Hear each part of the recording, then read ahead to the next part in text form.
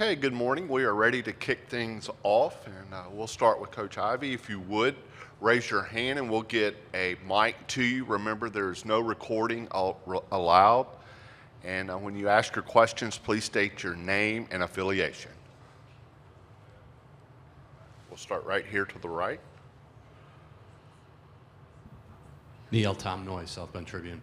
What are some of the talking points from the first time that you played TCU that you used this week? Well, just having that experience, having the film of knowing what we need to fix, I think is just, again, a great opportunity. We're really excited to be here, and we know defensively that's, again, an area that we are really, really focused on. They had an incredible year, playing extremely well. They have great guard play and also have great post play with Sedona. So we've been really focused on defensively defending their sets. With the schedule being so early today, how do you adjust to that? And are you a morning person? I am a morning person, especially when you're still dancing. We've talked about it all week, just making sure that they got their rest. We got a chance to practice earlier, so we got into Birmingham a little bit earlier, went straight to dinner, have curfew, just to kind of get their bodies on knowing that it was going to be a very early morning. Again, they're so excited and so excited to be here. They're locked and focused that no matter the time, we'll be ready. Front aisle. Hey, Coach Doug Feinberg, the AP. You guys weren't healthy completely in that game. How much does that factor into using that film that you didn't have Maddie, you didn't have other players that you have now available to you? Yeah, really excited about that. Again, depth was a big area for us, not having one post up off the bench. Kate was maybe her 5th game of the season, so very green at that point. So looking forward to having more depth in the post position, with the experience. Maddie and Liza both have incredible experience, so definitely going to rely on that. And, happy that we have a healthier roster than the last time we played them. Aisle, right here. Yeah, Ben Pickman with The Athletic. Are you kind of a fan of the two-site regional format, or would you rather go back to 4? Well, it's when you're still dancing, it doesn't matter what type of format it is. I think it's super interesting. You get a chance to watch great basketball. You have incredible basketball play with 8 teams in one region. So the environment, I think, is really exciting. So I think it's interesting, and again, just happy to be a part of it. Front aisle, right here. Good morning, Roy Johnson from AL.com. Just beyond basketball, with the elevation of the spotlight on women's basketball, both at the collegiate and pro level, talk about the opportunity and the obligation that it's given you as an African-American woman to not just coach basketball, but to be a face of the sport and also to coach young women beyond basketball and in the frame of leadership. Right. It's an honor. I understand that my role is major. I understand the magnitude of being in this position, being in a leadership position as a black woman, having success and hopefully open doors for more black women, people that look like me, my players, being able to relate to them, knowing that, having this opportunity, being a leader is big for them to see as well. That's a big piece of recruiting. I take it on like a cape. It's something that I know that is bigger than me. And I'm fortunate that I have a lot of role models that I look up to. Dawn Staley is one of mine. She's somebody that has always reached out to me, empowered me, and being in this role, I'm hoping to continue to inspire people that are looking, especially young assistants, that want to get in this profession and be successful, and just trying to pay it forward is what I'm always trying to do, being in this role. The aisle. Obviously, Juju went down with the ACL injury earlier this week. I guess if you were going to give Lindsey Gottlieb some advice about handling an ACL injury that your star guard has had, I guess what kind of advice would you give her? Yeah, I was still praying for her. I reached out right to Lindsey when it happened, watching the game. So unfortunate in the timing of it. Just understanding that, and her team is rallying behind her because it's something that, again, we experienced the last couple of years, and having everybody step up to do a little bit more, it's going to be motivation for them. But again, just trying to keep, for Lindsey, I would just say, keep encouraging the team, keep doing the same thing that you've been doing. They've had such incredible success the last few seasons, and what she's done in turning that program around, and just really pour into the rest of the team and allow that to be motivation for them to continue thriving in this tournament. Go right here to the right. Niele, Katie Barnes from ESPN.com. How are you feeling about your team's response to the challenges at the end of the season? I'm really proud of them. We had, as everyone knows, rough couple weeks. We bounced back from the ACC regular season and conference play, got back to work, really focused on our fundamentals, came out in South Bend the first 2 rounds and played inspired basketball. I thought they were relentless. I thought they were focused and locked in, and you can tell there was a big carryover. I challenged them. They had a great response to that challenge, and now the stakes are high. They're just playing at a high level and playing for each other, and defensively have really taken on a different identity, and I'm really proud of that. Front aisle, right? Coach, 2 quick ones. Doug Feinberg again. You've had a couple days for Olivia to sort of get healthier. Has that helped her get back to where she needs to be with her ankle? Right. Yes, I gave her a couple days off after Sunday's matchup, and then she's practiced last couple days, and she feels really good. But just being cautious of making sure that she's really getting the rest that she needs. Credit to our performance team and my trainer, Ann Marquez. They did a great job preparing her before the Michigan game and then getting her ready for tomorrow. And the other one is just you've been around Notre Dame for many years as a player, then as an assistant, now head coach. Is TCU sort of the new model of how teams can turn around quickly in women's basketball and college basketball? It used to be you have to find players in high school, recruit them, develop from freshmen to seniors. Now they can find 10 players in transfer portal, turn a 1-17 team Right. 2 years ago to now playing you in Sweet 16. Right. I think that's just the nature of collegiate athletics, having that opportunity to go into the portal to get experienced players. They brought in, like you mentioned, 7 to 10 portal players with experience, years of experience, and Tennessee, same. So I think that's the nature of collegiate athletics, that you can go in and get experienced players that can come in ready-made for the next level, or for collegiate level, and you don't have time to have to groom high school players. So I think that's just what our game is trending towards. Right here, Alanis Timms with the AP. I wanted to follow up on your answer on kind of being a black woman in this space and how that helps you with recruiting. I guess, how does your understanding of your role and your importance inform the way you recruit and approach connecting with players? Right. I think outside of just being a black woman in sports, I played at Notre Dame. I have had success. I'm fortunate that Notre Dame has shaped the person that I am. And so in recruiting, I talk about not only somebody that looks like them or a female, but somebody that has walked in their shoes. I've been a student athlete, got a degree from Notre Dame, had success, came back from an injury. I had 2 ACL injuries. So being able to relate to the parents, knowing that I'm a player's coach, but I'm also a coach that has walked in their shoes. I'm a mother as well, so I talk about that, wearing multiple hats. It's all about love in my program. They know that I can coach them and challenge them hard because they know that it's coming from a place of love. I wear that mother hat a lot.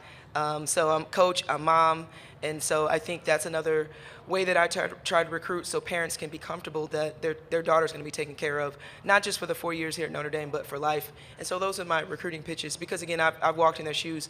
I know what it feels like, looks like, to be a collegiate student athlete, and to be one at Notre Dame, I think is unique, because I know exactly what they're going through, and that's the way that I coach them. If you're on Zoom and want a question, please hit the raise your hand button.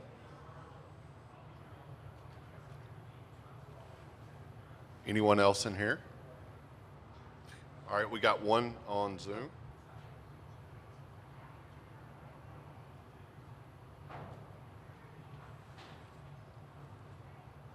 You'll need to unmute your button. Oh, I thought I hit it. Tyler Horcup, Blue and Gold Illustrated, hanging out. I just want to follow up on Olivia. It seemed like the Michigan game was a lot of adrenaline, so I'm curious how she's kind of taken to what the performance staff has set out for her this week, and maybe will she be even healthier than the Michigan game, because that ankle looked pretty gnarly. Yes. Yes, I thought that the adrenaline definitely kicked in for her. It is going to kick in tomorrow as well. But again, she's had, we had the entire week that she received a lot of rest, a lot of treatment.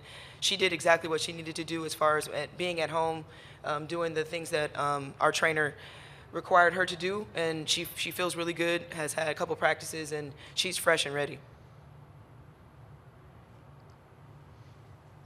Okay, Coach, thank you for your time. Thank you. Okay, we are ready for the Notre Dame players. Please raise your hand and we'll get a mic to you.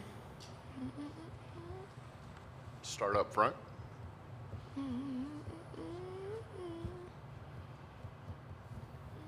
Doug Feinberg, the Associated Press. Olivia, one for you and then one for the group. Coach is saying how the extra days have helped your ankle get better, the performance staff. How does it feel and how's the couple days off helped you? Yeah, it's been great. Took a few rest days. I practiced yesterday, so it's feeling better, but my performance team is so good. They've been helping me to rehab, keeping me on track, making sure I'm wearing a brace, making sure I'm ice and stim, whatever it may be. So they've helped me a lot.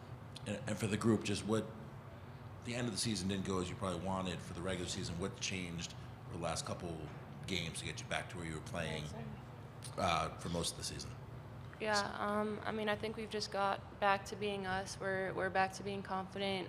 We've gotten more in our rhythm and our flow, and I think it was the practices in between the ACC tournament and the NCAA tournament that really helped that, because we were able to kind of just regroup and work on the things that we needed to work on, and Coach Ivey challenged us, and I think we responded, and then getting to play in those first two games in the tournament, we just got to put what we practiced and really, finally play a game together, and again, just feel good about ourselves in the way that we won.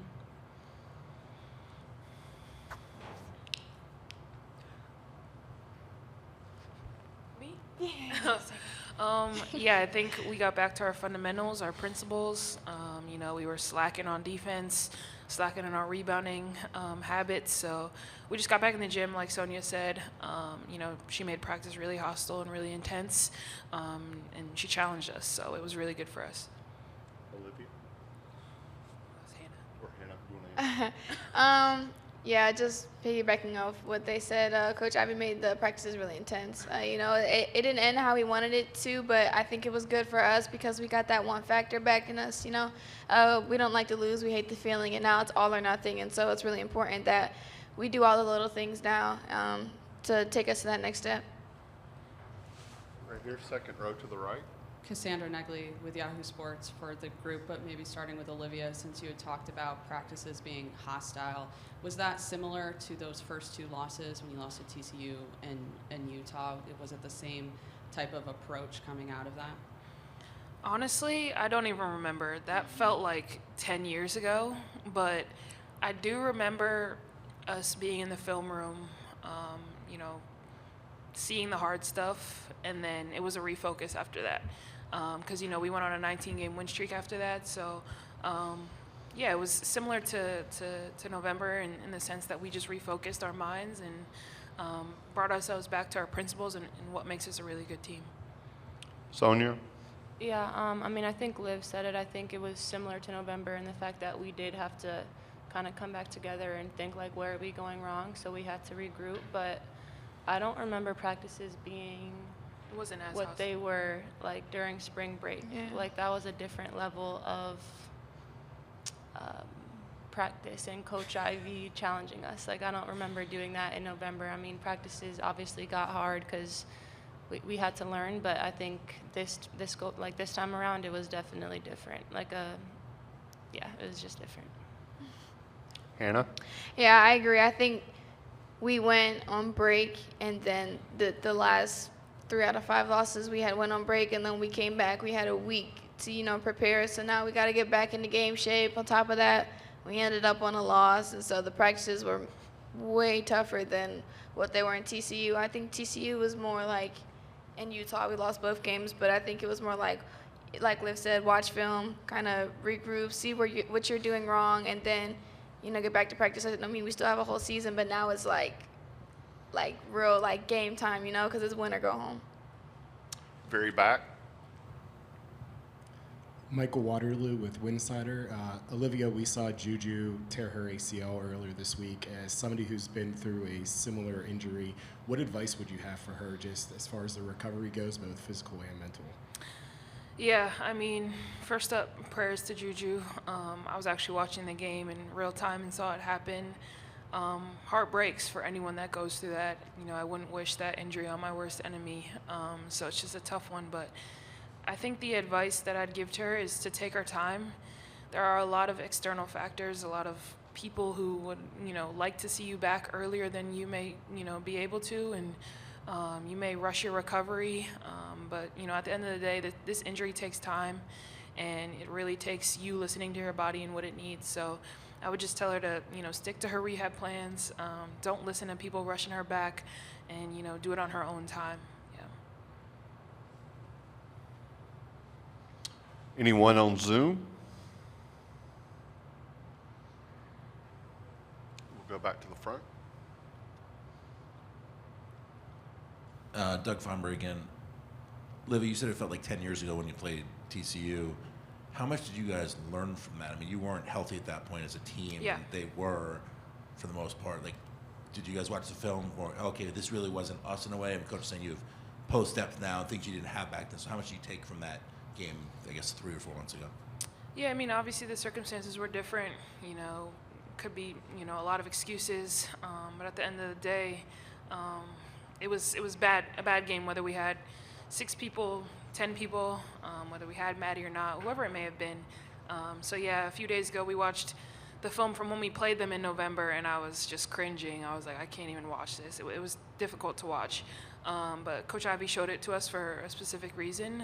She showed it to us to, ignite something in us, to make us mad, to see how we were playing and how we've been playing recently. So, it showed a lot of growth, but it was definitely hard to watch for sure. Yeah. We'll go to Zoom for Tyler Horka. Yeah, I have one for Hannah and then one for Sonia. For Hannah, just kind of going off what Liv said, what were kind of your emotions watching that TCU game? Because you guys were up pretty big in that one and then let it slip away, and obviously you got a chance to kind of get back at them here. Yeah, I mean, it was really tough watching it, especially we saw it from the beginning of the fourth quarter when we're up by like 14 points, and then just to kind of see us give the lead away and just not play our game of basketball, not play kind of what we played throughout the whole season or even these past 2 games. And it was tough to watch, but it's definitely a learning experience. Film is to learn and to see where you can improve and get better. So it definitely helps to see those tough moments because we're able to get back in the lab and kind of work on where we went wrong and make sure that we correct those mistakes. And then the one for Sonia is, you've played a lot of NCAA tournament games without Olivia on the floor, but obviously you've had her and she's gotten over the ankle injury that she suffered last week. So when she is on the floor, what kind of difference does that make, and what kind of different team are you guys? Yeah, I think it makes all the difference. Obviously, she's an amazing player. She's a playmaker. Not only does she score, but I think her biggest game is in helping, like getting shots for her teammates, assisting her teammates, and I think that's where you kind of we kind of miss that when she's not on the floor. So.